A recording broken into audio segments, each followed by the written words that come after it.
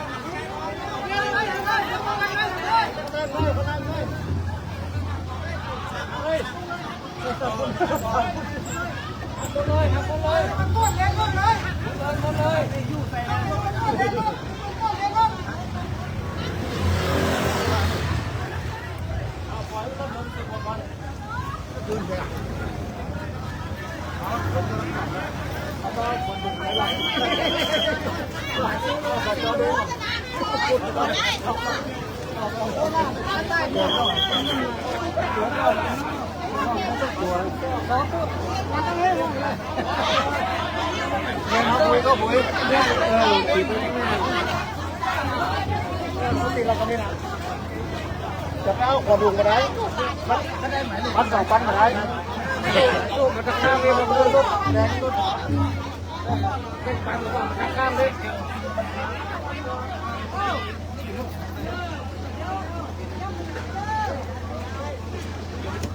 โอ้ยโอ้ยกัน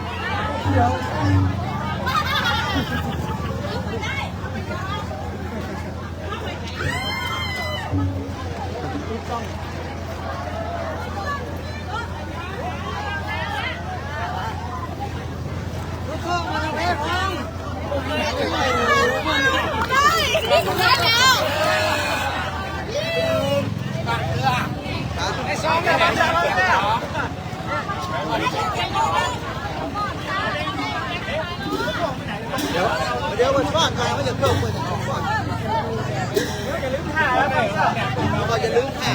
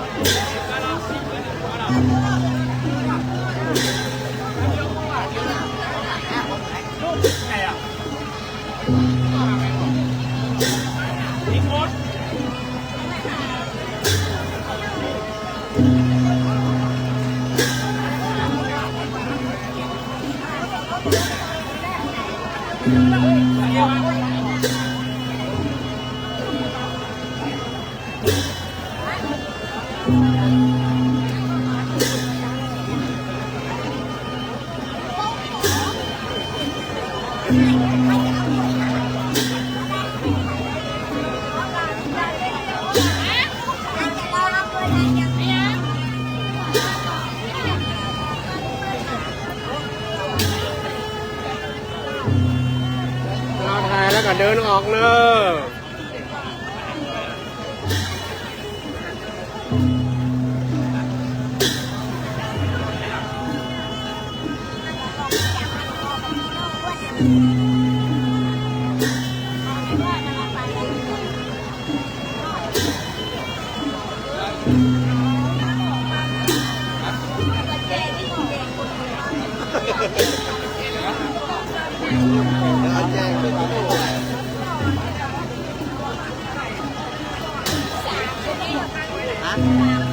มันจำเป็นเรื่องพวกอะประมาณนั้นเราแบกสาวเนี่ยต้องแบกร้อยท่านจะทำ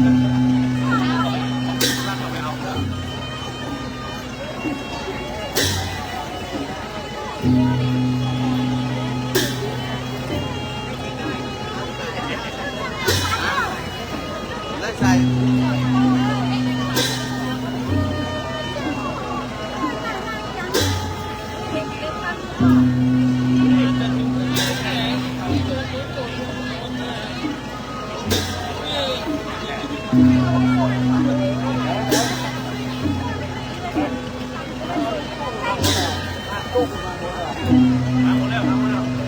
รื่องดื่มให้คนอื่นคนขับรถเครื่องดื่มมันดู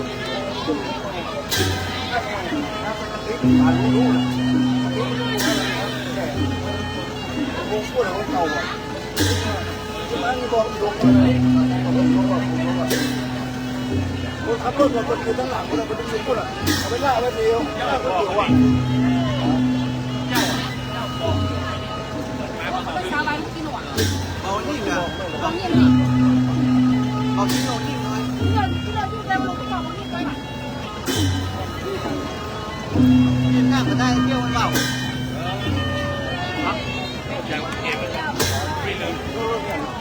ลายข้างเลยต้องดูข้างเลย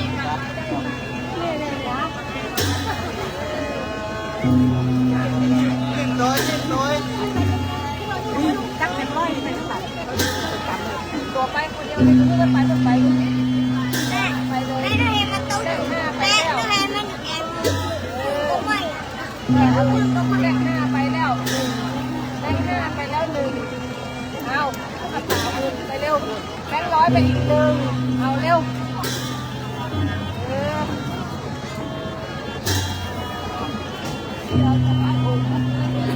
คนตั้งหลังอ่ะเราจะบอกเฮ้อน่ะ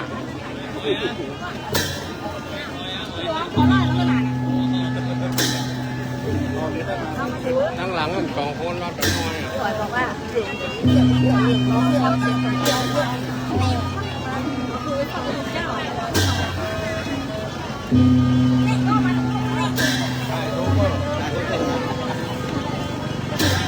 มองเข้ามาก่อน นี่ได้ยิ้วรถมันออกนะ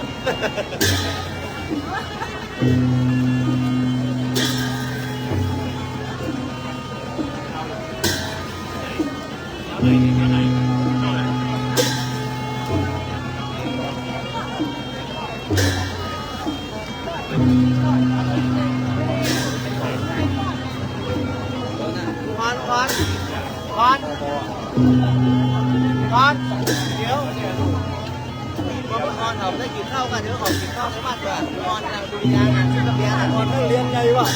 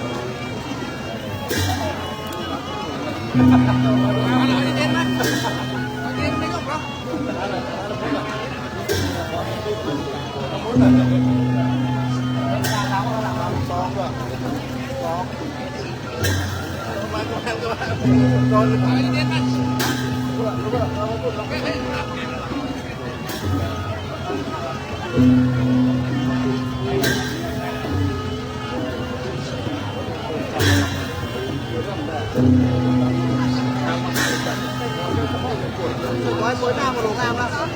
เปิดหน้าได้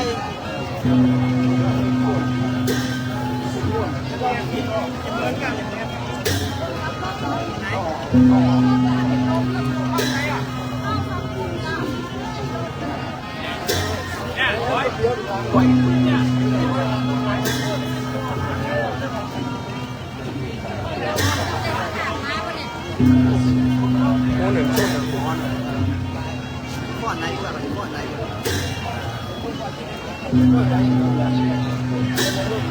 ได้จะได้เดี๋ยวมันร้อนหน้าผมอ่ะ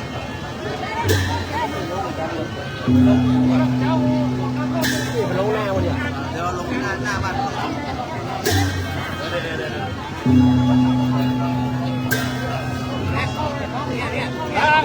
กข้อยกแล้วครับหน้าบ้านไปเดี๋ยวมันก่อน ไปตึ้งหน้าตีลงมาไม่มันหัวก้อน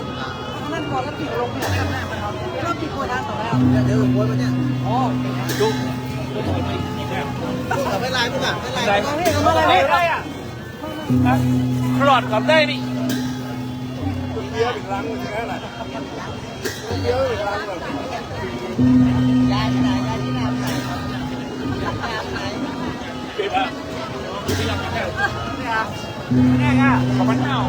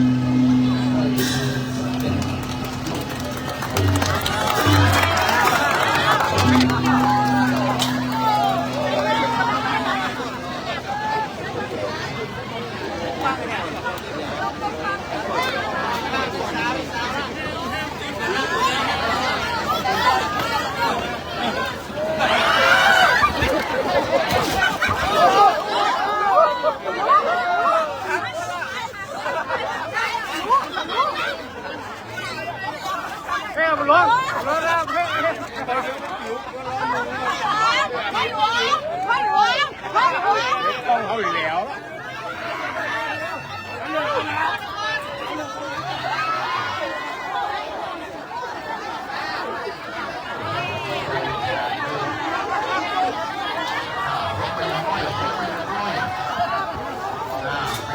ไปยังนี่หน่อยสักพักหน่อยหลังมาน้อยพึ่งหามันไหลมันเอง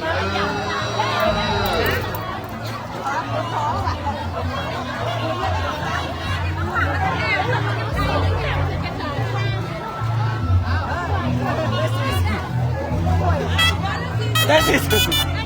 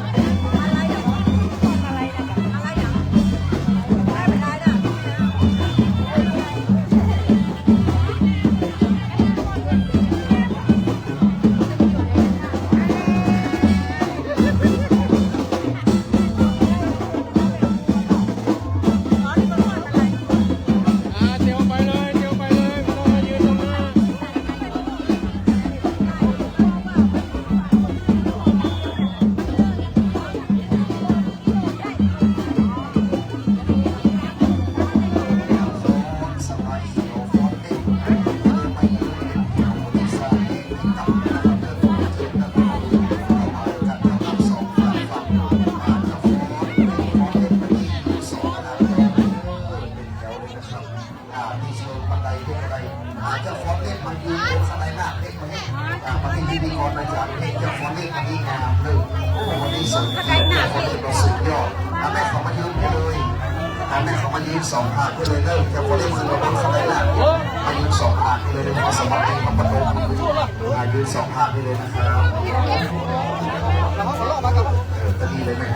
วันนี้สบายสาวงามวันนี้สุดยอดวันนี้แม่ถ่ายภาพมาแล้วสุดยอดเจ้าฟอนเล็กสบาย2 ภาคแม่2 ภาคข้างในก็เดี๋ยวรอก็เลยเอาแบ่งเป็น2 ภาคตอนนี้ตั้งเก้าอี้อันยาวเรียบข้างในเป็น2 ภาคเลยเอาได้ใจมันไหลการหอฟาดการหอฟาดการหอฟาดก่อนสักครั้งผมแจ้งนะหอฟาดเจ้าจะล้างตีฟาดนี่งามสุดยอดครับผมวันนี้พอเจอที่บ้านของแม่จะเขาเรียกเอาหนองเรือบ่อโจงผสมกับมะลิสีเขียวเดี่ยวซ้ำกันวันนี้ฟ้อนหน้าวัดที่อยู่งดงามอย่างยิ่งโบราณมันเมืองให้สมพระเกียรติพระเจ้าอยู่หัวนะครับเด้อไม่เกี่ยว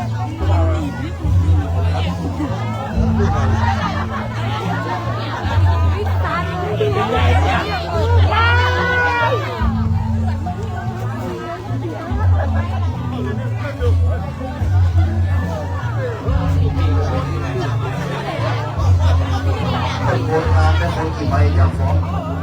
อะไรสักไหมโอ้ต่อเดี๋ยวก็จะมาจ่ายนี่กันซ้ายขวานี่กันเนาะตัวรู้หรือเราไม่รู้ว่าเด้อจากฟ้อนยืนติดที่เราไม่จ่ายซ้ายขวาแล้วแต่ก็คูใหม่แต่ก็คูใหม่เทียมเลยจากฟ้อนตีข้างในไว้เลยโอ้สุดยอดดีกับว่าคูใหม่เขาสุดยอดวันนี้ขบวนยิ่งใหญ่นะครับเลย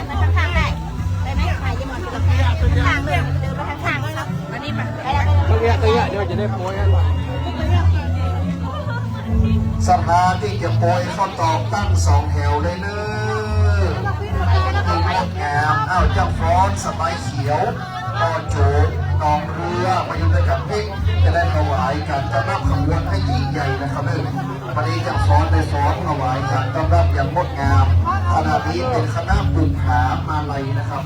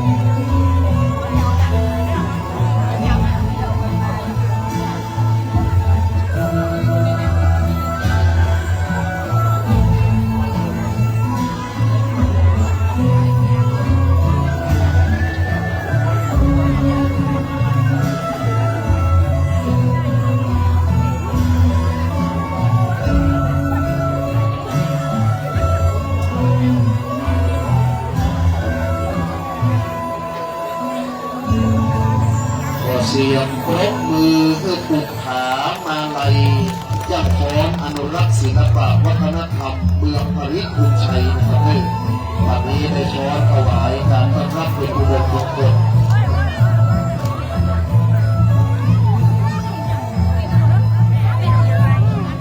เป็นวันที่เชิญสัญญาบัตรเป็น1 เลิกพัดยศเป็น2ผ้าไตรเป็น3และท่านพระครูเป็น4จะเดินเข้าวัดหนองเรือเอาเลิกชัยยะมงคลนะครับในการถวายการต้อนรับวันนี้ท่านอาจารย์พระประหลัดสุภกรปุญญกโมวัดศรีบัวบาน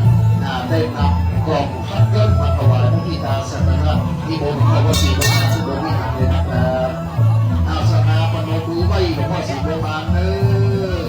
คนเอากล่องพัดยศไม่เอาไปไฟต้อนรับหรอกก็เจอพระหนองเรือจะฟ้อนไปไฟต้อนรับวันนี้งดงาม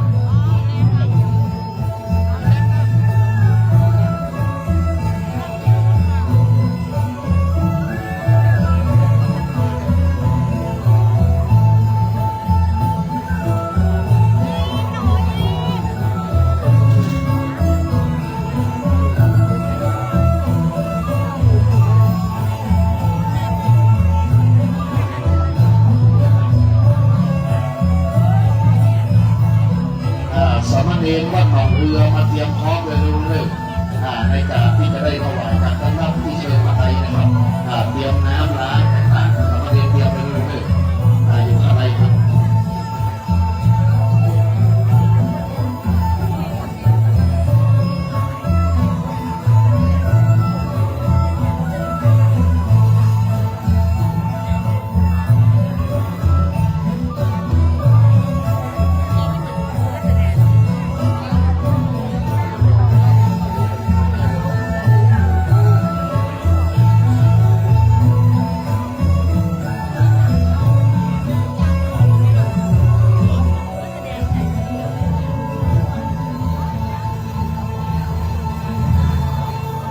มือจะฟ้อนอย่างคำหนึ่งนะครับสุดยอดเป็นมงคลบุญหามาลัยเตรียมพร้อมบุญพร้อ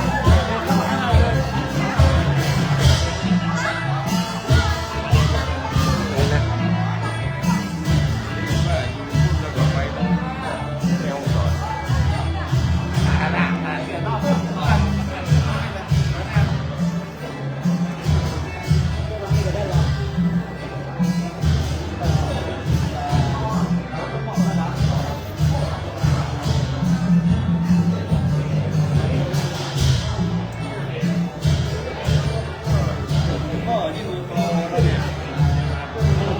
มันไฟในหลวงนะ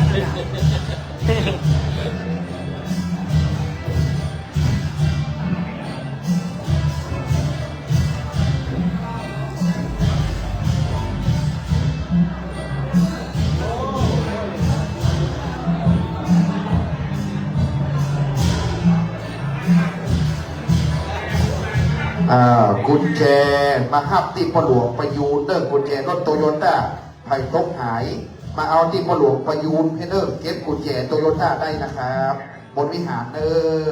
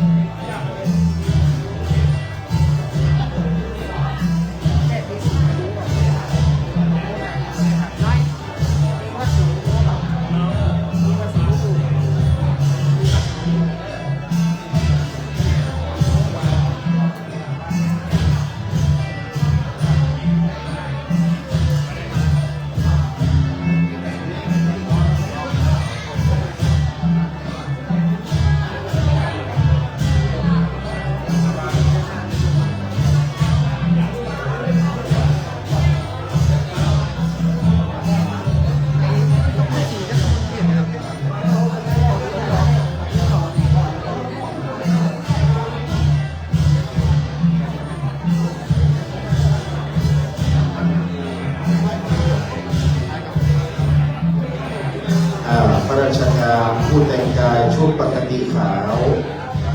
เข้ามานั่งที่รับรองให้เต็มครับชุดข้าราชการสีกากีให้เต็มนะครับชุดปกติขาวนั่งด้านในก่อนครับเตรียมความพร้อมเดี๋ยวท่านผู้บริการสนามจะได้เป็นประธานนั่งที่เก้าอี้รับรองด้านในครับเชิญคณะข้าราชการผู้แต่งกายชุดปกติขาวถัดจากนั้นจะเป็นข้าราชการสีกากีและจะเป็นอุบาสกอุบาสิกาเรานะครับนิมนต์คณะสงฆ์ที่ได้โปรดเมตตาเจริญชัยมงคลคาถาขอถวายการต้อนรับเมตตานักเที่ยวอาสงฆ์ด้านบนครับนิมนต์ครับผมเดี๋ยวเราก็จะคณะจังหวัดครับ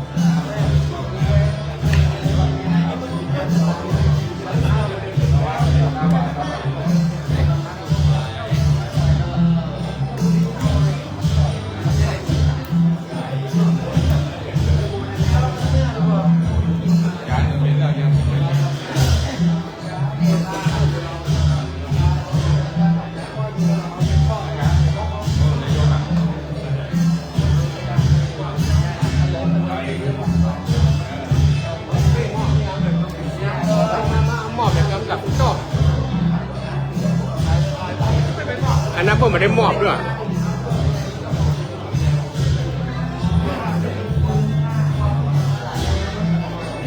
เป้แมสออก พี่ถอดแมสก่อนพี่ไม่หนาวอ่ะ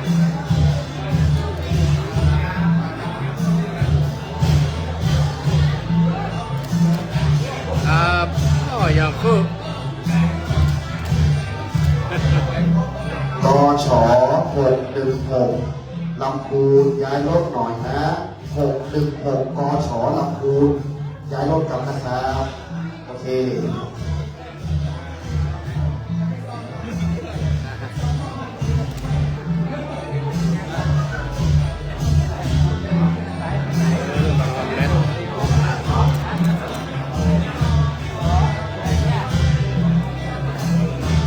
นี่หมอนครับอันนี้ก็ได้ครับ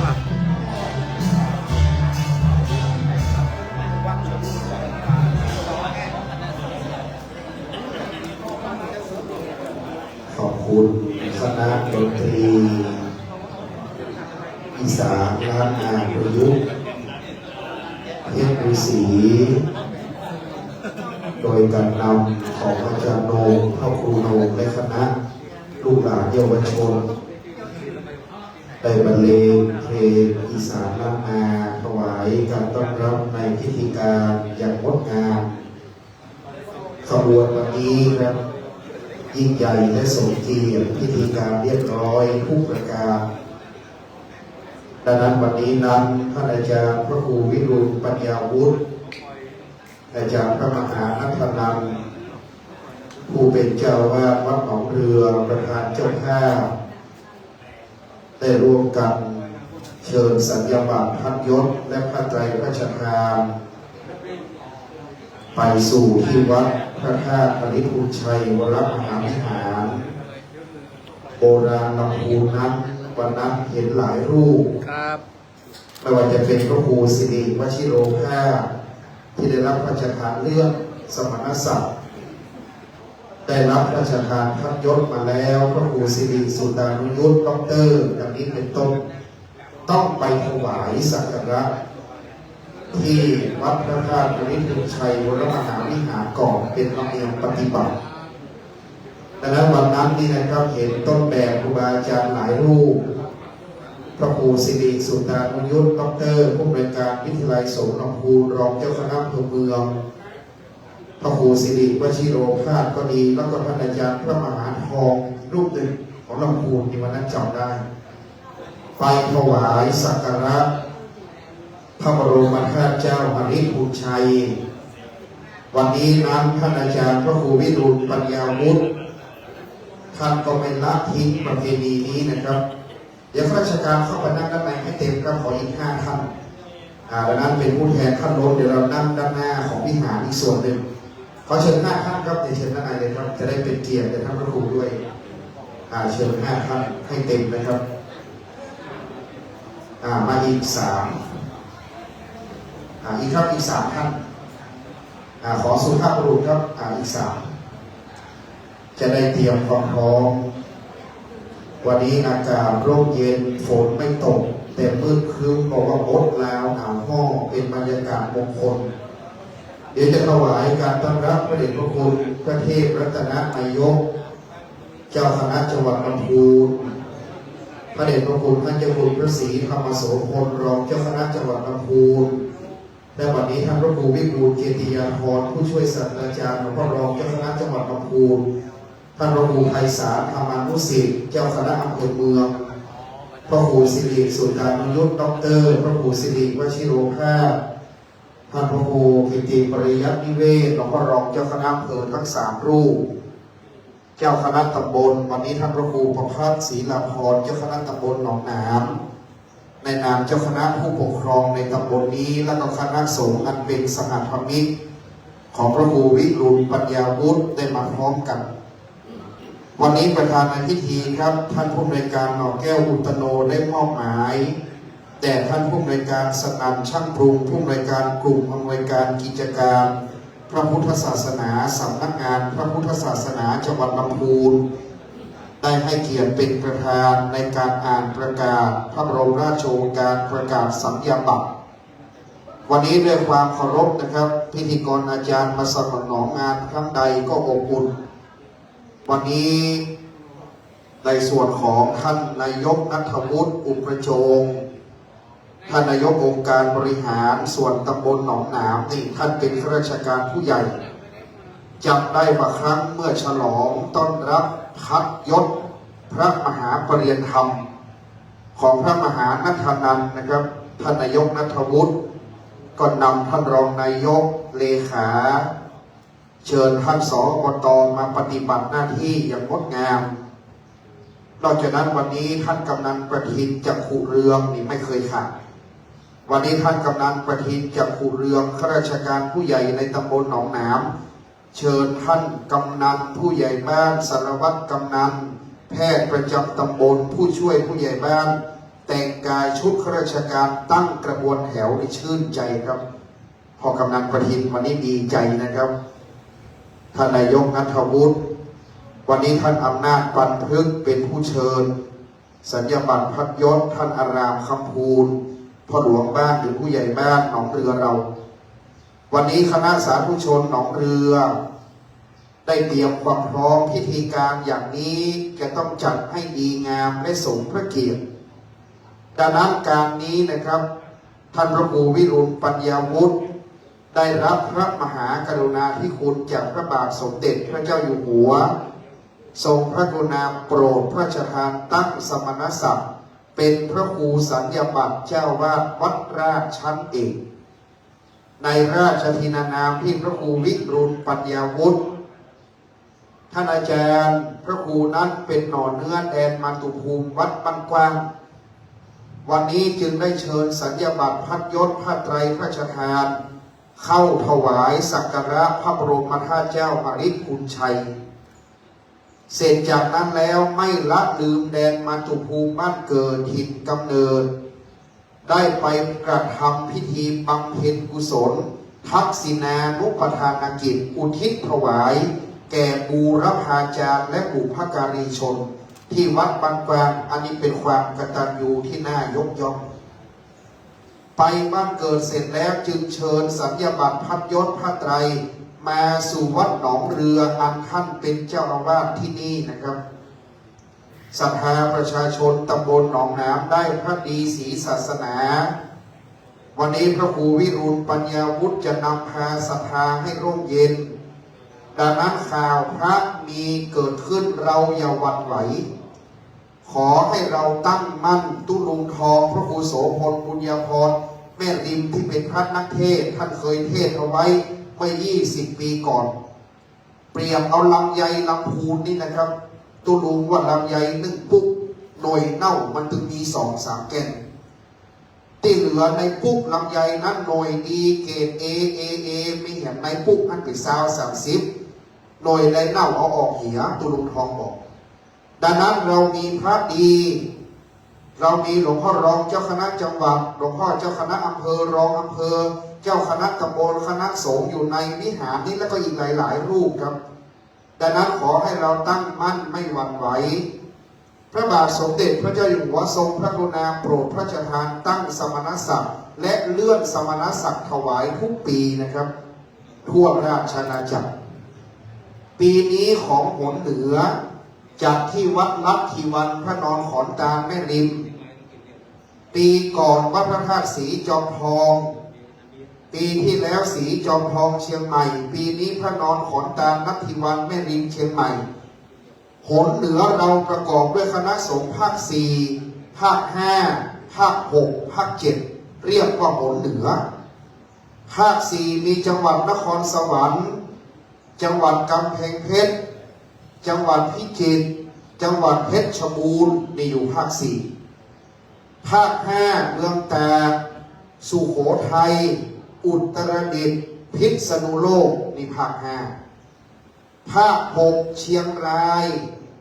แพร่น่านลำปางพะเยาอยู่ภาค6ภาค7เราลำพูนเชียงใหม่แม่ฮ่องสอนนี่เรียกว่าภาค7 4 5 6 7เรียกคณะสงฆ์หนเหนือนะครับดังนั้น4ภาคนี้อยู่ในคณะสงฆ์หนเหนือจัดที่วัดลัทธิวันปีนี้บางปีนะครับจัดที่ท่าหลวงพิจิตรต้องไปไกล บางปีไปจัดที่ตากฟ้านครสวรรค์บางปีไปจัดที่หอประชุมพระพุทธชินราชพิษณุโลกบางปีไปจัดที่วัดไทยสามัคคีแม่สอดจังหวัดตากบางปีไปจัดที่วัดผาเงาเชียงแสนเชียงรายนี่เราต้องเดินทางไปไกลวันนี้พระเดชพระคุณพระเจ้าคุณพระศรีธรรมโสพลปริยนธรรม9ประโยครองเจ้าคณะจังหวัดลำพูนวัดพระธาตุนฤทธิ์บุญชัยวรมหาวิหารเมตตาเดินทางมาถึงครับอีกสักครู่จะถวายการต้อนรับหลวงพ่อเจ้าคณะจังหวัดดังนั้นสาธุชนเราครับพระครูวิรุฬปัญญาวุฒิปีนี้จัดที่เชียงใหม่ใกล้ศรัทธาหนองเรือไม่ได้เหมารถเหมารางกันไปไกลนะครับไม่ได้ไปนอนค้างอ้างแรมที่ไหนไปเชียงใหม่แล้วก็กลับเลยดังนั้นของหนองเรือวันนี้เป็นพิธีการต้อนรับเจริญชัยมงคลคาถาจากฉลองสมโภชเมื่อไรยามใดคราใดต้องถามท่านพระครูใหม่บางวัดจัดการต้อนรับพักไว้รอปอยหลวงรอวันอายุมงคลวันคล้ายวันเกิดฉลองบางวัดต้อนรับ1 วันฉลอง1 วันของหนองเรือต้อนรับวันนี้นะครับฉลองเมื่อไรต้องถามท่านพระครูวันนี้เป็นการเจริญชัยมงคลคาถาดังนั้นเป็นอุดมมงคลเป็นมหามงคลอันดีงามดังนั้นพิธีวันนี้ขบวนจึงยิ่งใหญ่ครับดังนั้นการเดินขบวนศรัทธาช่างฟ้อนอุบาสกอุบาสิกาคณะดนตรีคณะครูนักเรียนกำนันผู้ใหญ่บ้านสารวัตรแพทย์ผู้ช่วยนายกรองนายกสปต.ของหนองหนามพร้อมเพรียงกันวันนี้ถวายการต้อนรับพระเดชพระคุณหลวงพ่อพระเจ้าคุณพระเทพรัตนนายกเจ้าคณะจังหวัดลำพูนเจ้าวาดวัดพระธาตุนฤทธิ์บุญชัยวรมหาวิหารประธานสงฆ์ผู้เมตตานะครับวันนี้หลวงพ่อได้เมตตาเดินทางมาก็ขอน้อมถวายการต้อนรับครับ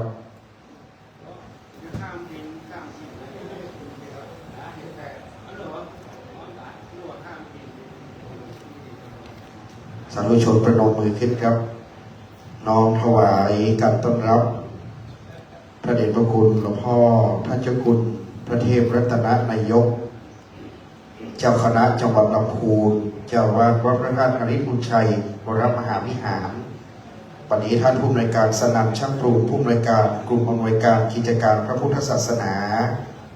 ได้ให้เกียรติเป็นประธานพร้อมด้วยคณะข้าราชการทุกส่วนในตำบลหนองน้ำและอำเภอเมืองลำพูนจังหวัดลำพูนครับวันนี้หลวงพ่อได้เมตตาเดินทางมาถึงเป็นประธาน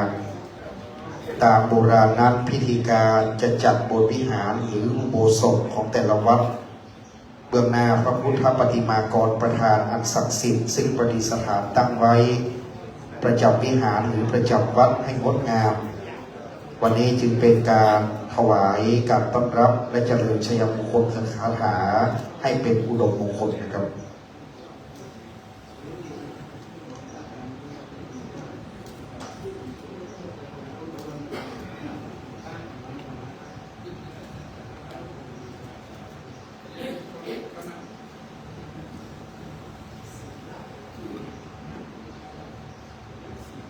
และบัดนี้จึงพร้อมด้วยประการทั้งปวง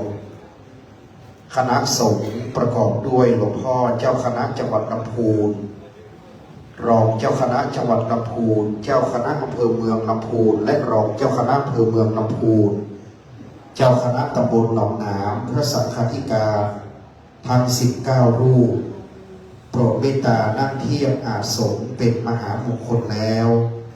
ในวาระโอกาสที่พระบาทสมเด็จพระปรมินทรรามาธิบดีศรีสิงห์มหาวชิราลงกรณ์พระวชิรเกล้าเจ้าอยู่หัวรัชกาลที่10แห่งพระบรมราชจักรีวงศ์ผู้ทรงพระคุณอันประเสริฐทรงพระกรุณาโปรดพระราชทานตั้งและเลื่อนสมณศักดิ์ถวายแด่คณะสงฆ์ทั่วราชอาณาจักรและใต้ร่มบารมีแห่งพระเมตตาเจ้าพระคุณสมเด็จพระยวงศาคตยานสมเด็จพระสังฆราชสกลมหาสังฆปรินายกโปรดมีพระบัญชาให้แก่เจ้าพระคุณสมเด็จพระมหาธีราจารย์กรรมการมหาเถรสมาคมเจ้าคณะใหญ่หัวเหนือ อธิบดีสงฆ์วัดพระเชตุพนวิมลมังคลารามราชวรมหาวิหารโปรดเมตตาเป็นประธานณวัดลัทธิวันพระนอนขอนตาลอำเภอแม่ริมและบัดนี้จึงได้เชิญสัญญาบัตรพัดยศและผ้าไตรพระราชทานเข้าสู่วัดหนองเรือตำบลหนองหนามอำเภอเมืองลำพูนจังหวัดลำพูนแล้วครับ และบัดนี้นั้นอันดับแรกในคำรบเบื้องต้นจะเป็นการจุดธูปเทียนเครื่องนมัสการบูชาพระรัตนตรัยกระผมนิมนต์ท่านพระครูวิรุฬปัญญาวุฒิเจ้าวาดวัดหนองเรือพระครูสัญญาบัตรเจ้าวาดวัดราชเอกได้โปรดเมตตาเป็นประธานจุดธูปเทียนเครื่องนมัสการบูชาพระรัตนตรัยณโอกาสวันนี้ขอกราบรัตนาครับ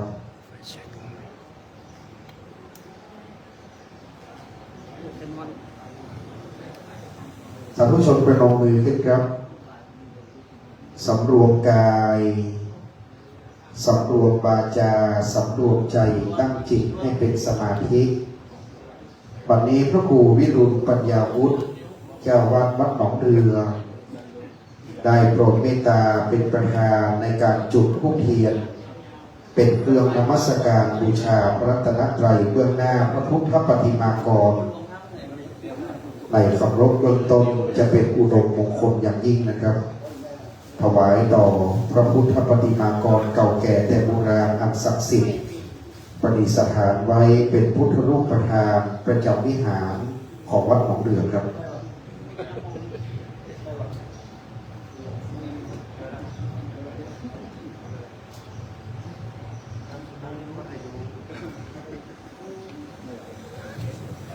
น้อมประนมมือสำรวมกายวาจาใจตั้งจิตให้เป็นสมาธิธูปเทียนดอกไม้เป็นเครื่องสักการะขอน้อมบูชาต่อพระรัตนตรัยอันมีพระพุทธพระธรรมและพระสงฆ์เป็นสรณะที่พึ่งเป็นที่นอบกราบสักการะบูชาของมนุษย์ชนคนเทวดาทั้งหลายถือโอกาสความเป็นอุดมมงคลที่ท่านพระครูวิรุฬปัญญาวุฒิได้เชิญสัญญาบัตรพระยศและพระไตรเข้าถวายสักการะพระบรมธาตุเจ้าอริพุนชัยก่อนและจึงเชิญไปที่วัดบ้านกว้างบำเพ็ญกุศลกตัญญูบูรพาจารย์และได้เชิญเข้าสู่วัดหนองเรือในการเจริญชัยมงคลคาถาเป็นมหามงคลในภาคตอนเย็นวันนี้ด้วยครับ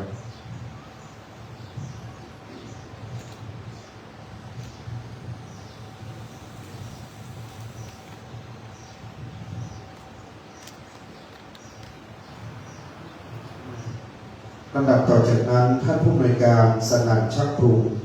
ท่านผู้อำนวยการกลุ่มอำนวยการกิจการพระพุทธศาสนาประธานในพิธีจะเปิดกรวยกระทงดอกไม้ถวายราชสักการะเบื้องหน้าพระบรมฉายาลักษณ์พระบาทสมเด็จพระวชิรเกล้าเจ้าอยู่หัวเป็นลำดับต่อไปขอได้เชิญท่านครับเชิญท่านได้โปรดยืนขึ้นพร้อมกันครับ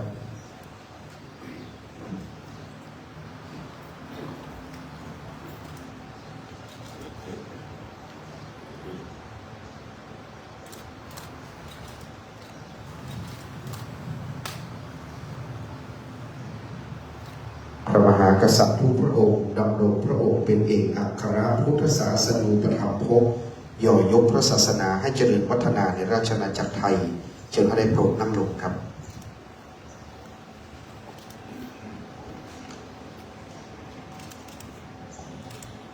อิมินาสักการเรนะพุทธังปูเชมิอิมินาสักการเรนะธัมมังปูเชมิอิมินาสักการเรนะ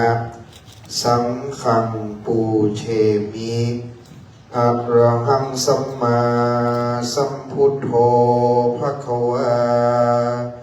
พุทธังภควันตังอภิวา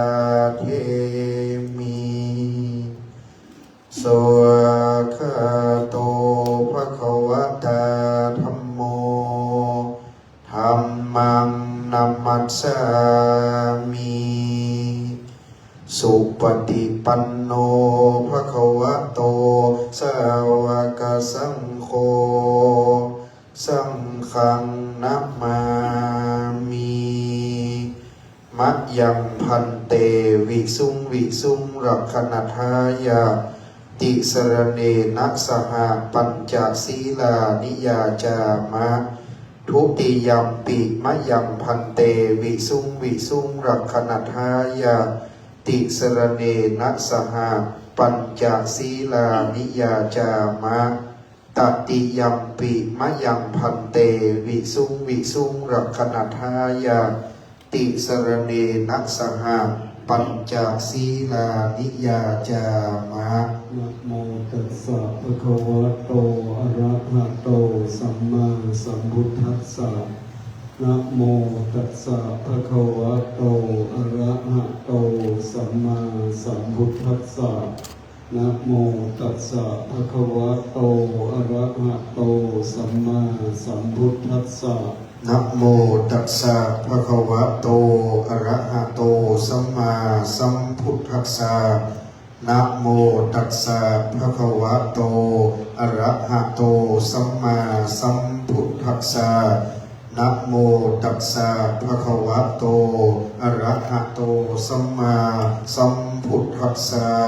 ธังสรณังคัจฉามิ พุทธังสรณังคัจฉามิ ธัมมังสรณังคัจฉามิ ธัมมังสรณังคัจฉามิ สังฆังสรณังคัจฉามิ สังฆังสรณังคัจฉามิ ติยัมปิพุทธังสรณังคัจฉามิ ทุติยัมปิพุทธังสรณังคัจฉามิ ติยัมปิธัมมังสรณังคัจฉามิ ทุติยัมปิธัมมังสรณังคัจฉามิ ติยัมปิสังฆังสรณังคัจฉามิ ทุติยัมปิสังฆังสรณังคัจฉามิ ตติยัมปิพุทธังสรณังคัจฉามิ ตติยัมปิพุทธังสรณังคัจฉามิ ตติยัมปิธัมมังสรณังคัจฉามิ ตติยัมปิธัมมังสรณังคัจฉามิ ตติยัมปิสังฆังสรณังคัจฉามิ ตติยัมปิสังฆังสรณังคัจฉามิ ปานาติปาตาเวระมณีสิกขาปัทังสมาธิยามิ ปานาติปาตาเวระมณีสิกขาปะทังสมาธิยามิ ทินนาทานาเวระมณีสิกขาปัทังสมาธิยามิ อาทินนาทานาเวระมณีสิกขาปะทังสมาธิยามิ ยามิสุมิจฉาจาราเวระมณีสิกขาปัทังสมาธิยามิ กาเมสุมิชาจาราเวระมณีสิกขาปะทังสมาธิยามิ สาวาทาเวระมณีสิกขาปัทังสมาธิยามิ มุสาวาทาเวระมณีสิกขาปะทังสมาธิยามิ ราเมระยะมัชฌะปมาทฐานาเวระมณีสิกขาปัทังสมาธิยามิ สุราเมระยะมัชฌปมาทัฏฐานาเวระมณีสิกขาปะทังสมาธิยามิ มานิปัญจสิกขาปทานิสีเลนะสุขติยันติสีเลนะโภคสัมปทาสีเลนะนิพุตติยันติตัสมาสีลังวิโสทะเยลำดับต่อจากนี้ไปจะเป็นการอ่านประกาศพระบรมราชโองการสัญญาบัตรพระครูสัญญาบัตรเจ้าวัดวัดราชชั้นเอกผู้เชิญสัญญาบัตรนั้นมีสองท่านนะครับที่จะปฏิบัติหน้าที่คือคุณอำนาจปัตพฤกษ์ท่านรองนายกองค์การบริหารส่วนตำบลหนองหานและคุณอารามคำภูมิผู้ใหญ่บ้านหนองเรือจะเป็นผู้เชิญสัญญาบัตรและยืนเทียบไว้เบื้องหน้าจากนั้นท่านประธานในพิธีท่านผู้บริการสนับช่างปรุงผู้บริการกลุ่มกิจการกลุ่มอำนวยการกิจการพระพุทธศาสนา สำนักงานวัฒนธรรมสำนักงานพระพุทธศาสนาจังหวัดลำพูนจะเป็นผู้อ่านประกาศสัญญบัตรในระหว่างนั้นข้าราชการและผู้มีเกียรติเราทุกท่านจะยืนขึ้นเมื่ออ่านประกาศพระบรมราชโองการจบแล้วพระสงฆ์นั้นจะเจริญชัยมงคลคาถาครับบัดนี้เชิญท่านอำนาจและคุณอารามปฏิบัติหน้าที่ครับ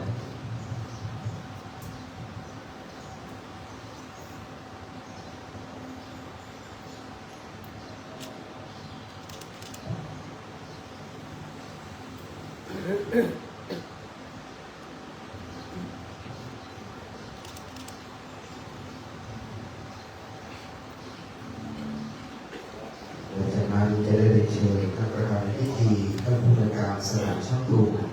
ผู้ในวยการกลุ่มอำนวยการกิจการพระพุทธศาสนาสำนักงานพระพุทธศาสนาจังหวัดลำพูนครับ เดี๋ยวเปิ้ลจะหันหน้า เชิญท่านได้โปรดยืนขึ้นพร้อมกันครับ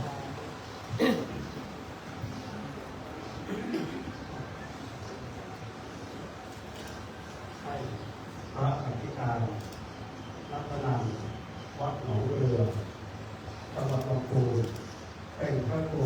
นิพนธ์ปัญญาวุฒิขอพระคุณจงรับธุระพระพุทธศาสนา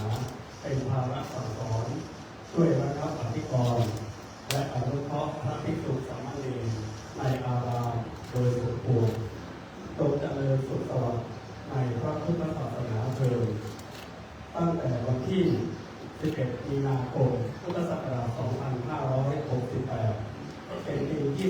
20 ในรัชกาลปัจจุบัน พระบาทสมเด็จพระปรมินทรรามาธิบดีศรีสิงห์มหาวชิราลงกรณ์พระวชิรเกล้าเจ้าอยู่หัวยันตัวโพธิยามเรสัตยานังนันเอวะอันโนเอวังภวังวิจโยโหวิจยะสุสุยัมมังคะเรอะปะราจิตาปันนังเกสิเสปะทะวิโกคะเรนะปิเสเอสะปัมโพธานังอาคาปะโตปัมโมตติสุนัขขะอังคลังสุภคาตังสุโหติตังสุขันโนโมโหโตจะโสเย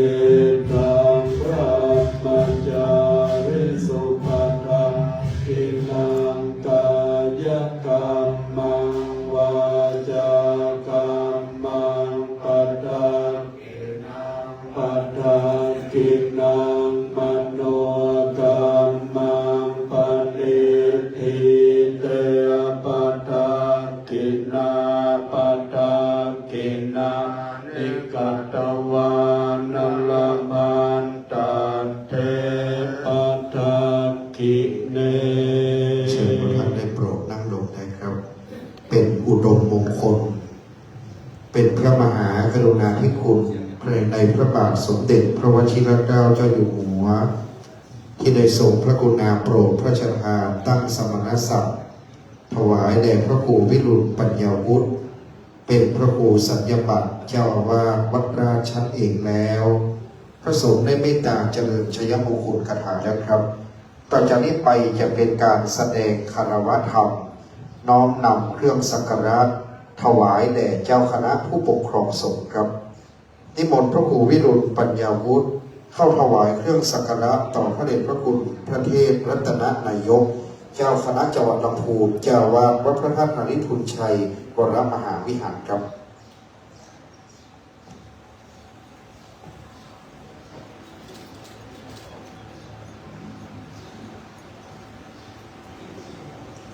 ลำดับที่สองครับในการนี้ถวายกับท่านพระครูไพศาลธรรมานุสิทธิ์เจ้าคณะอำเภอเมืองลำพูนจังหวัดลำพูนวัดประตูปากครับ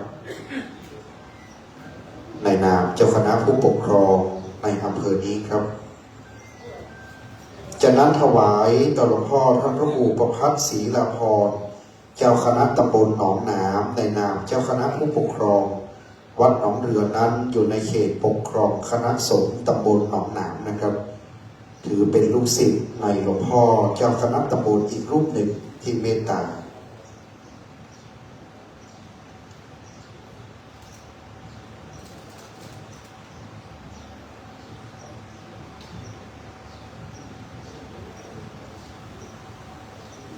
ลำดับต่อจากนี้ไปครับในนามหัวหน้าส่วนราชการจะได้ถวายเครื่องสักการะนะครับเจ้าหน้าที่จากสำนักงานพระพุทธศาสนาลำพูนได้เตรียมเครื่องสักการะจะได้เรียนเชิญท่านผู้อำนวยการสนั่นช่างปรุงในนามประธานในพิธีเข้าถวายเครื่องสักการะต่อท่านพระครูวิรุฬปัญญาวุฒิในนามของคณะหัวหน้าส่วนราชการศรัทธาประชาชนน้อมนำถวายเป็นการแสดงมุทิตาสักการะครับ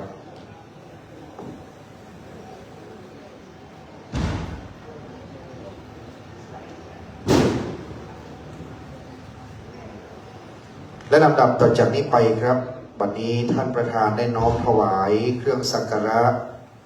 แด่ท่านพระครูวิรุฬปัญญาวุฒิเป็นมหามงคลแล้วนะครับวันนี้หัวหน้าส่วนราชการหลายส่วนทั้งท่านนายกเทศมนตรีตำบลบ้านแป้นท่านนายกอบต.หนองหนามท่านกำนันผู้ใหญ่บ้านนะครับต่อไปจะเป็นการกล่าวถวายมุทิตาสักการะครับการนี้ลำดับที่1ขอเรียนเชิญท่านนายกณัฐวุฒิอุประโจม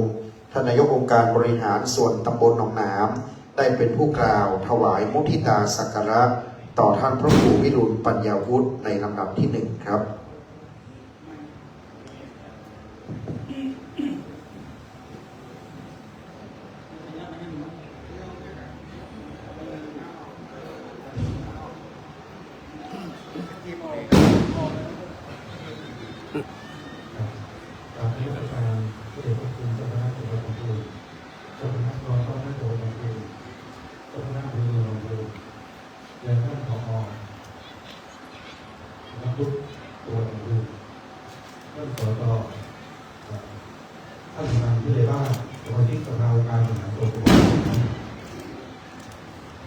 ผมในฐานะผู้ถือตัวในโลกองค์การบริหารส่วนตำบลหนองหนาม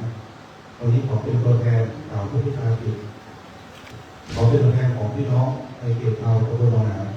อบต.หนองหนามทุกคนก็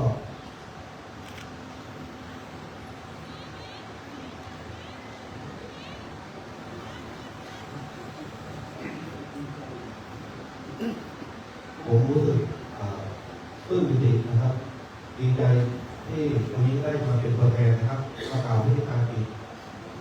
ให้กับพระครูวิรุฬปัญญาวุฒิในวันนี้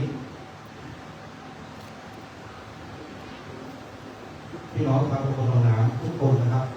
มีความรู้สึกยินดีเป็นอย่างยิ่งนะครับที่ได้ท่านพระครูวิรุฬปัญญาวุฒิได้มาเป็นรู้สึกตื่นเต้นครับแล้วก็รู้สึกเอาภาษาไม่ค่อยถนัดเท่าไหร่ครับก็ขอแสดงความรู้ในการกับท่านพระครูนะครับแล้วก็ท่านครูมีสุขภาพครับแข็งแรงนะครับแล้วก็เป็นที่พึ่งของพุทธศาสนาแล้วก็เผยแพร่พุทธศาสนาต่อไปครับขอบคุณครับขอบพระคุณท่านนายกณัฐวุฒิอุประโจมท่านนายกองค์การบริหารส่วนตำบลหนองหนามนะครับได้กล่าวถวายมุทิตาสักการะต่อท่านพระครูในนามขององค์การบริหารส่วนตำบลหนองหนามนะครับต่อจากนี้ไปในส่วนของกำนันผู้ใหญ่บ้านสารวัตรกำนันแพทย์ประจำตำบลผู้ช่วยผู้ใหญ่บ้านขอได้เชิญท่านกำนันประทินจากภูเรืองท่านกำนันตำบลหนองหนามได้ให้เกียรติเป็นผู้กล่าวถวายมุทิตาสักการะในลำดับถัดไปครับ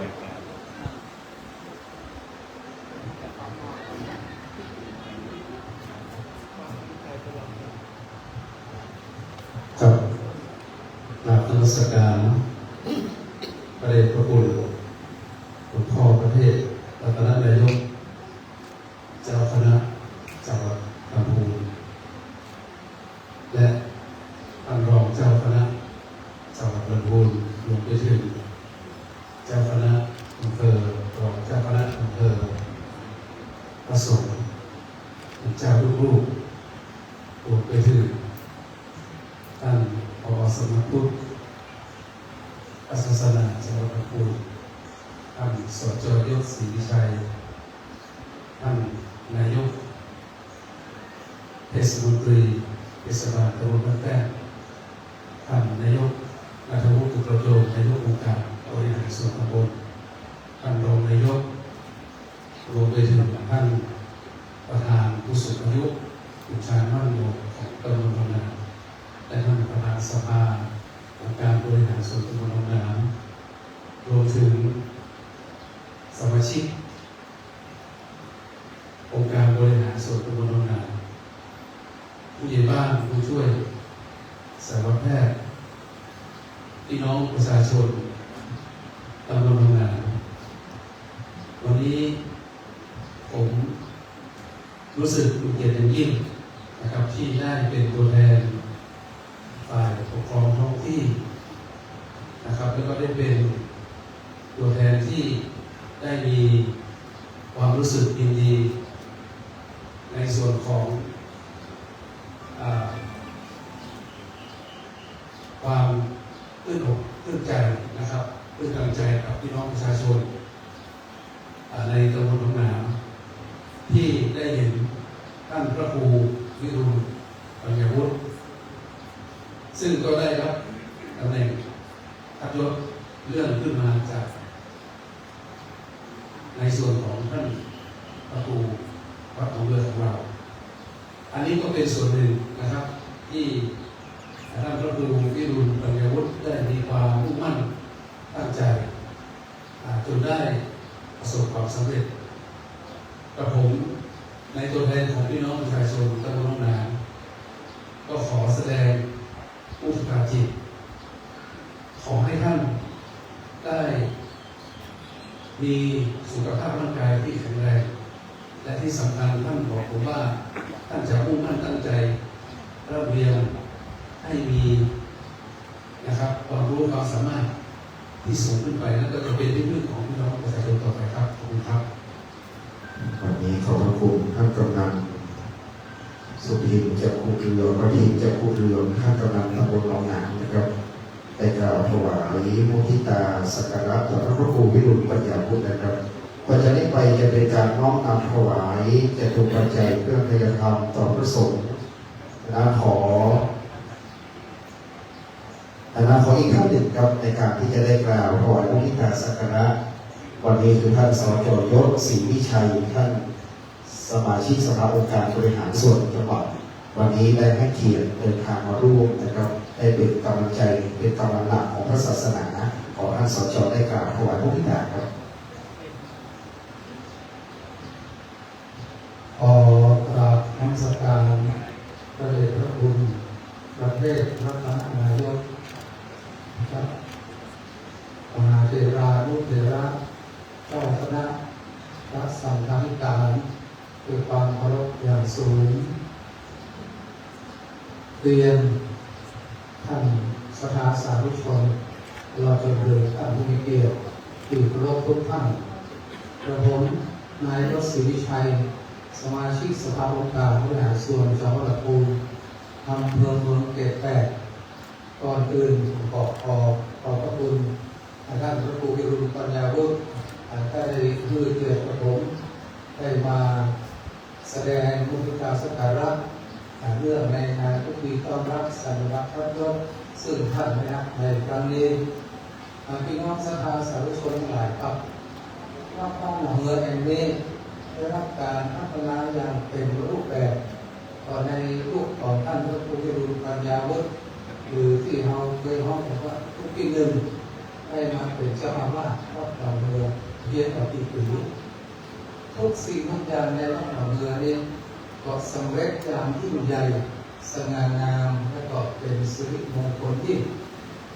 ความสำเร็จในครั้งนี้เราได้บุญญาบารมีของท่านพระครูวิรุณปัญญาวุฒิหรือทุกปีหนึ่ง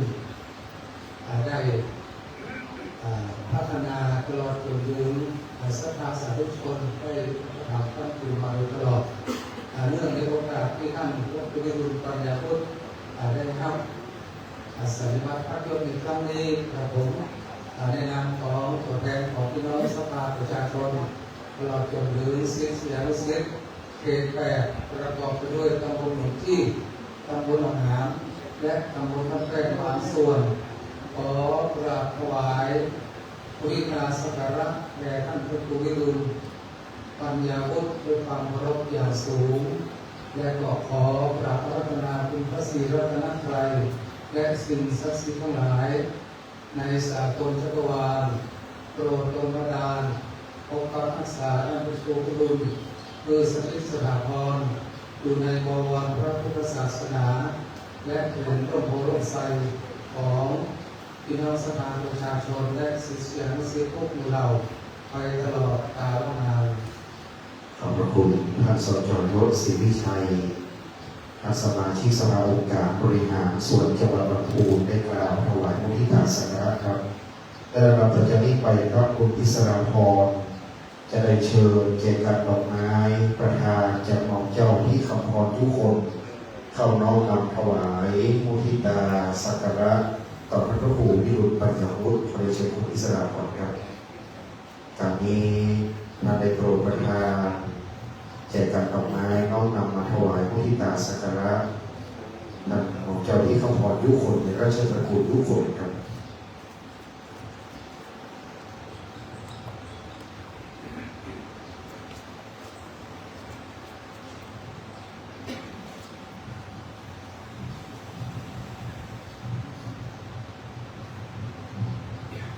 จากนี้ไปจะเชิญท่านราชการผู้แทนเจ้าภาพน้อมนำถวายจตุปัจจัยเพื่อพยธรรมลำดับที่1มีเชิญท่านผู้อำนวยการสนามช่างกรุงน้อมนำถวายที่หลวงพ่อเจ้าคณะจังหวัดลำพูนขอเรียนเชิญท่านครับถัดจากนั้นท่านนายกณัฐวุฒิอุประโจงท่านนายกอบต.หนองหนามเรียนตามลำดับเลยครับท่านกำนันประทินจักรูเรืองท่านกำนันตำบลหนองหนามเมื่อประเคนเสร็จจะได้กลับที่รับรองนะครับท่านสจ.ยศศรีวิชัยท่านสบจ.จังหวัดลำพูนจะได้เชิญท่านพันตำรวจโททรงศักดิ์ทิพยปราพลกุลท่านนายกเทศมนตรีตำบลบ้านเป็นในนามข้าราชการผู้ใหญ่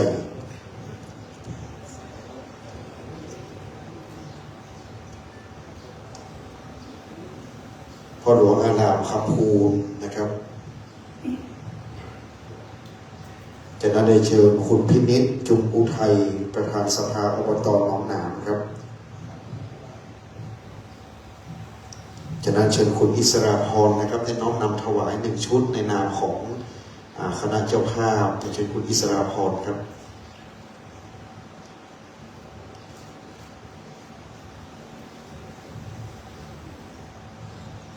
คุณเอกราชโกศลรองประธานสภาอบต.หนองหนามนะครับแถวที่2เลยครับท่านรองอำนาจปันพึกท่านรองนายกองค์การบริหารส่วนตำบลหนองหนามพ่อหลวงวิชิตจักรูเรืองพ่อหลวงบรรยงจักรูเรืองเข้าไปที่อาสมแถวที่2เลยนะครับพ่อหลวงประยูรพีระโจงแม่หลวงสรยาวงอินคุณอ่อนสิริสุธาโรงพยาบาลส่งเสริมสุขภาพตำบลจะได้เชิญคุณหมอรังสรรค์เทศบาลตำบลบ้านแป้นจะเชิญคุณชาญประธานผู้สูงอายุในนามของตำบลหนองหนามครับผู้หลักผู้ใหญ่ประธานผู้สูงอายุตำบลเข้าไปที่อาสมแถวที่2เลยนะครับเดี๋ยวพระคุณเจ้าจะนำเรียนเข้าท้ายอาสมก็ได้ครับจะได้สะดวก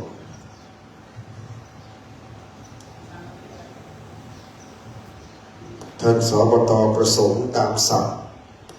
สบต.ลุนได้น้อมนำถวายท่านผู้ช่วยเฉลิมพรสุยวารีท่านสารวัตรทวียะคำป้อนะครับท่านสารวัตรกำนันตำบลหนองหนาม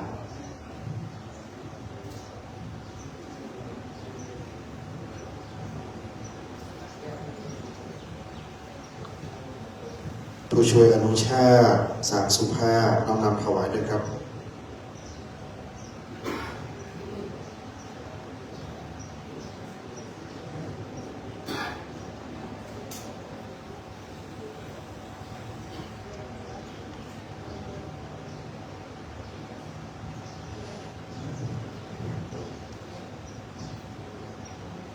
อนนี้เมื่อถวายครบถ้วนแด่คณะสงฆ์แล้วพระเดชพระคุณพระเจ้าคุณพระเทพรัตนนายกเจ้าคณะจังหวัดลำพูนประธานสงฆ์จะเมตตากล่าวสัมโมทนียกถาและเมตตานำพระสงฆ์อนุโมทนาเป็นลำดับต่อไปครับ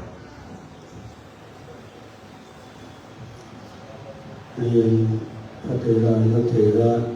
เจ้าคณะพระสังฆาธิการทุกรูปเรียนท่านผู้ในวยการสนั่นช่างปรุงผู้แทนของผู้ในวยการสำนักงานพุทธศาสนาจังหวัดลำพูนพร้อมด้วยญาติโยมสาธุชนทุกท่านวันนี้คณะสงฆ์คณะข้าราชการคณะศรัทธาญาติโยมสาธุชนโดยเฉพาะในตำบลหนองหนางบ้านหนองเรือและโดยคณะศิษยานุศิษย์คณะญาติศรัทธาญาติโยมต่างก็มีความปลื้มปิติยินดีที่เจ้าอาวาสวัดหนองเรือได้รับการสถาปนาหรือแต่งตั้งให้เป็นพระครูสัญญาบัตรเจ้าอาวาสวัดราชบุรีในราชทินานที่พระครูวิรุณปัญญาวุฒิซึ่งท่านรอเวลาอีกนิดหนึ่งก็จะไม่ได้มีพระครูวิรุณปัญญาวุฒิเรียกว่าวุฒิปิดนะหรือว่ามีบุญบารมีเพราะว่าเหตุการณ์อะไรที่มันเกิดขึ้นเนี่ยมันทำให้สั่นสะเทือนไปทั่วประเทศหรือว่าทั่วโลกเลยข่าวนี้เป็นข่าวที่กำลังโด่งดังพอๆกับสตง.ตึกสตง.ถล่มแต่พระพุทธเจ้าได้บอกว่าเรื่องอะไรก็ตามที่มันเกิดขึ้นภายใน7 วันก็จะส่างซาไปแต่เรื่องนี้มันเป็นคลื่นกระทบฝั่งมาเรื่อยๆฉะนั้นบุคคลผู้ใดใครผู้หนึ่งในความเป็นพระสงฆ์ในพระพุทธศาสนาเนี่ยที่จริงพระสงฆ์ก็รู้ว่าสิ่งทั้งหลายนี่มันเป็นของสมมุติเท่านั้นเองแต่ว่าในเมื่อเราอยู่กับโลกเขามีอย่างนี้ในเมื่อถึงเวลาเราก็ต้องสืบต่อกันไปฉะนั้นคนบ้านเราบอกว่าที่มันเดือดร้อนอยู่นั้นจะตุเจ้าวัดเฮาต้องไปสนใจวัดค่าใครจะแตกอย่างคำว่าถามมันจะคุณขึ้นอย่างไรวัดพระธาตุเป็นอย่างนั้นวัดไหนจะเกิดก็เกิดไปเถอะวัดไผ่วัดมันดูแลกันเองฉะนั้นเวลาเปิ่นพระราชทานยศก็ดีตำแหน่งก็ดีเปิ่นพระบาทสมเด็จพระเจ้าอยู่หัวก็จะฝากเปิ่นคือระงับอธิกรณ์คือระงับเรื่องทั้งหลายมันก็เกิดในวัดแล้วก็รับภาระธุระพระพุทธศาสนาช่วยสั่งสอนอบรมศรัทธาประชาชนแล้วก็พัฒนาวัดดูแลวัดซึ่งวัดแต่ละวัดในประเทศไทยหรือทั่วโลกเป็นของประเทศชาติไทยเพราะว่าจะเป็นวัดหนองเรือวัดหนองน้ำวัดบ้านเซ็งวัดพระธาตุอริพุนชัยเป็นของคนไทยเฮาเป็นของเจ้าพุทธเฮาทุกคนก็จะต้องรับผิดชอบร่วมกันฉะนั้นพระพุทธเจ้าเปิ้นสอนให้หมู่เฮาตั้งทั้งหลายนั้นได้รอรับสถานการณ์สิ่งใดสิ่งหนึ่งที่มันจะเกิดขึ้นเราก็ต้องเรียนรู้แล้วก็สามารถที่จะรับสถานการณ์นั้นได้แม้แต่องค์สมเด็จพระสัมมาสัมพุทธเจ้าในอดีตซึ่งพระองค์ทรงพระชนมายุอยู่มีแม่หญิงคนหนึ่งชื่อนางจิตจมานะวิกาแปลงขี้ปุ่มปองเอาไม้ก๊อบใส่ตองแล้วก็ทำเข้าออกพระเชตวันอยู่เป็น3-4 เดือนแล้วก็เป็นโจทย์พระพุทธเจ้าว่ามีต้องทำให้ตัวเก่าต้องพระพุทธเจ้าเป็นคนมีบารมีสูง บุตรเทวดาเพื่อตะแลงกายมาเป็นหนูครบเจือกที่มันผูกไม้ก็มันก็ลุดล่วงลงปรากฏแก่สายตาของศรัทธาประชาชนอันนี้ขนาดพระพุทธเจ้าถ้ากรรมเวรมันมาตึงไทยก็ยากเลยมันตึงฮ้อนมันตึงหายดังนั้นพระพุทธเจ้าตนจึงมีพุทธภาษิตที่ว่าเพราะว่ากรรมุนาวัตติโลโกสัตว์โลกย่อมเป็นไปตามกรรมฉะนั้นเราจะบอกว่าอินดูอีกก็ไม่ได้เพราะว่าเขาทำเขาก็ต้องยอมรับผลกรรมที่เขาได้กระทำฉะนั้นมันเป็นเรื่องธรรมดาที่เราทั้งหลายได้ผ่านเหตุการณ์อันนี้มาเพราะว่าอายุ100เนี่ยภายใน100 ปีเนี่ยเป็นอายุของหมู่เราจะต้องได้รับรู้รับทราบได้ผจญกับเรื่องราวหรือเหตุการณ์ต่างๆแม้แต่ในสมัยของพระเจ้าอโศกในสมัยพระเจ้าอโศกเนี่ยเปิ่นยาพระเจ้า60,000 ตนเลยอันนี้กำลังได้10 ปลายก็ได้ยังสัก30เลยนะเป็นอย่างนั้นเนาะพระเจ้าบรรเทาอิปเลิศประเตยอันนี้มันดิ้นมันร้องสักอย่างมันมีใครมาหาสักคนฉะนั้นก็ขอฝากญาติโยมสาธุชนทั้งหลายว่าในจำนวนทุกเจ้าพระเนรในประเทศไทย300,000 กว่ารูปมันบิ่นมันบ้างมันแตกมันม้างไปสัก10 ตน20 ตนก็ว่าเป็นอย่างมันจะทำให้พระพุทธศาสนาของเรานั้นได้การรุ่งเรืองสะเทือนบานงามต่อไปดังนั้นในนามของคณะสงฆ์จังหวัดลำพูนคณะสงฆ์อำเภอเมืองคณะสงฆ์ตำบลหนองน้ำพร้อมโดยสำนักงานพระพุทธศาสนาจังหวัดลำพูนและท้องถิ่นท้องที่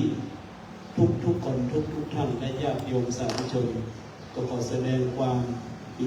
นดีกับท่านพระครูวิรุณปัญญาวุฒิที่ได้รับการแต่งตั้งเพื่อดำรง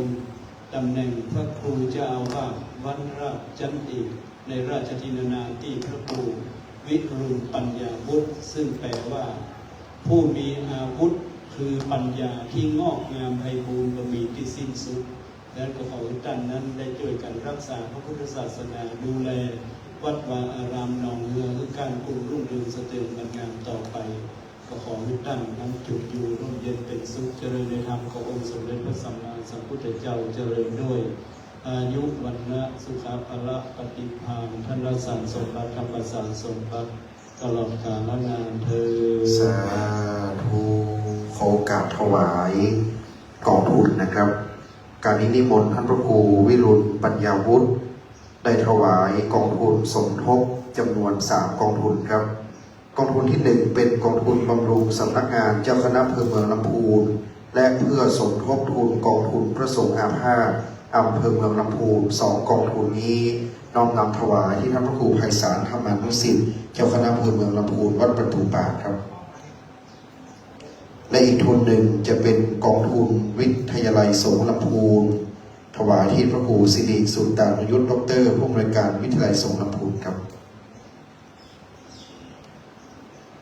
ถือโอกาสตามที่ท่านพระครูสิริวชิโรภาสเป็นการสมทบทุนกองทุนอันเป็นประโยชน์โสติผลประสงค์เท่านั้นจะเมตตาอนุโมทนาครับ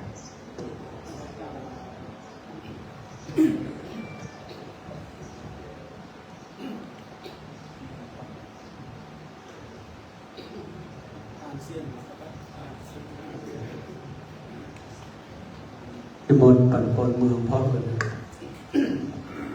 ยะถาวาริวะหาปุราปาริปุเรนติสาการังเอวเมวะอิโตตินังเปตานังอุปกาปติจิตังปฏิตังตุมังคิปะเมวะสมิจจโตสัพเพปุเรนโตสังฆปะจันโตปนาราโสยธามณิโชติราโสยธาสัพพิติโยวิวัจจันโตสัพพะโรโควินาศตุมาเตภวัตวันตา สุขิริคายุโกภวะอภิวาทนาสิริสายังพุทธปัจจายโนจัตตารโอธัมมาวัฏฏันติอายุวันโนสุขังปาลังโสอัฏฐาลันโตสุขิโตเวรุระโหปุตตะสัสเนอโรโกสุขิโตโหหิสาสัพเพยะเตเปโสอัฏฐาลันโตสุขิโตเวรุระโหปุตตะสัสเนอโรโกสุขิโตโหหิสาสัพเพยะเตเปโสอัฏฐาลันโตสุขิโตเวรุระโหปุตตะสัสเนอโรโกสุขิโตโหหิสาสัพเพยะเตเปภวันตุสัพพมังคลังรักขันตุสัพพเทวตาสัพพพุทธานุภาเวนัสสัทธาสุขีภวันตุเตภวันตุสัพพมังคลังรักขันตุสัพพเทวตาสัพพธัมมานุภาเวนัสสัทธาสุขีภวันตุเตภวันตุธัมมังคลังรักขันตุสัพพเทวตาสัพพสังฆานุภาเวนัสสัทธาสุขีภวันตุเต สาธุร่วมกันเจริญจิตตภาวนา ถวายเป็นพระราชกุศลเป็นพระพรชัยมงคลแด่พระบาทสมเด็จพระเจ้าอยู่หัวและพระบรมวงศานุวงศ์ผู้ทรงพระคุณอันประเสริฐที่พระองค์ท่านได้ทรงพระกรุณาโปรดพระราชทานตั้งและเลื่อนสมณศักดิ์ถวายแด่คณะสงฆ์ทั่วราชอาณาจักรโดยพร้อมกันครับ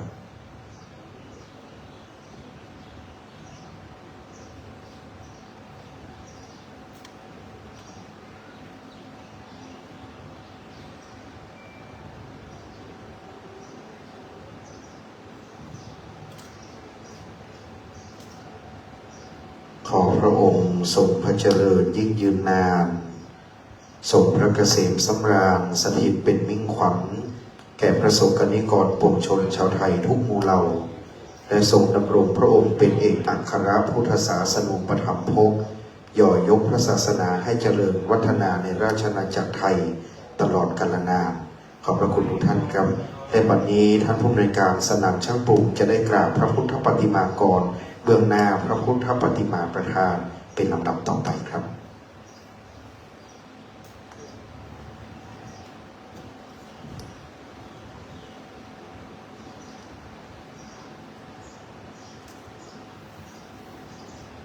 จากนั้นจะได้กราบลาประธานสงฆ์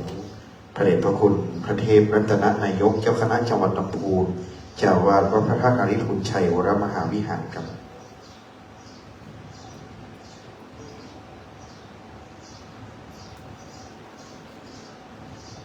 และถวายความเคารพเบื้องหน้าพระบรมฉายาลักษณ์พระบาทสมเด็จพระวชิรเกล้าเจ้าอยู่หัว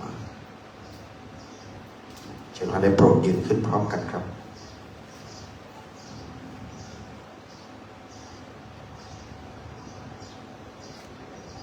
จากนั้นจะได้รับมงคลที่ระลึกจากท่านพระครูวิรุฬปัญญาวุฒิ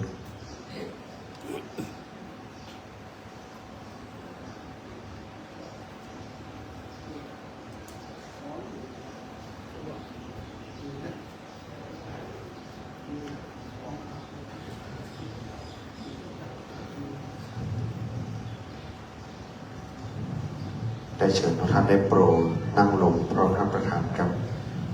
วันนี้การประกอบพิธีในการต้อนรับเจริญชัยมงคลคาถาต้อนรับสัญญาบัตรพัดยศและพระไตรพระราชทานพระครูวิรุฬปัญญาวุฒิ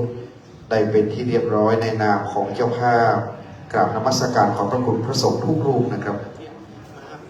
คุณอิสราพรเดี๋ยวเข้ารับวัตถุมงคลจากท่านพระครูวิรุฬปัญญาวุฒิด้วยนะครับขอบคุณพระสงฆ์ทุกรูปขอบคุณคณะข้าราชการผู้มีเกียรติผู้ทรงเกียรติอันได้ให้เกียรติเดินทางมาร่วมในวันนี้ด้วยครับ ขอบคุณพระสงฆ์นะครับมูแห่สมโพธิเลย วันนี้การประกอบพิธีได้สำเร็จลุล่วง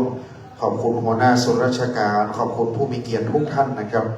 เป็นที่งดงามจะฉลองเมื่อใดนั้นก็จะได้แจ้งให้ทราบในการฉลองสมโภชอีกวาระหนึ่งก็จะแจ้งให้แก่ทุกท่านได้ทราบในโอกาสนี้ครับ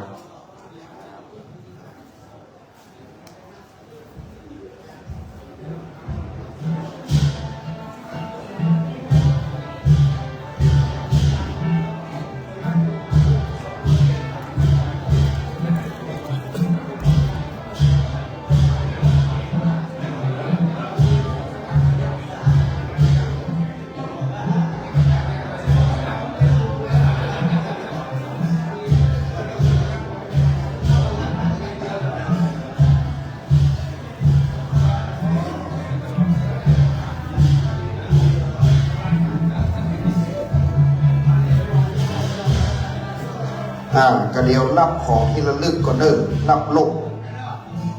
ข้าราชการรับร่ม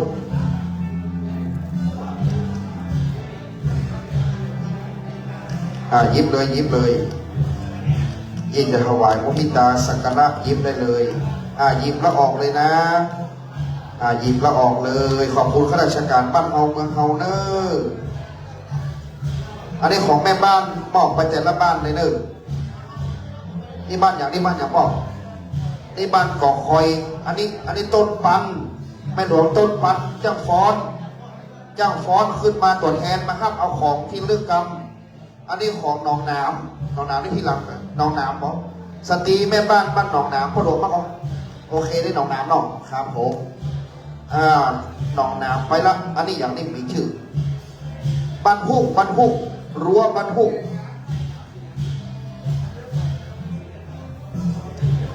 รั้วบ้านฮุกรั้วบ้านฮุกจ้างฟ้อนได้ส่งตัวแทนขึ้นมาเอาช่างฟ้อนในมันเหมือนกันหมด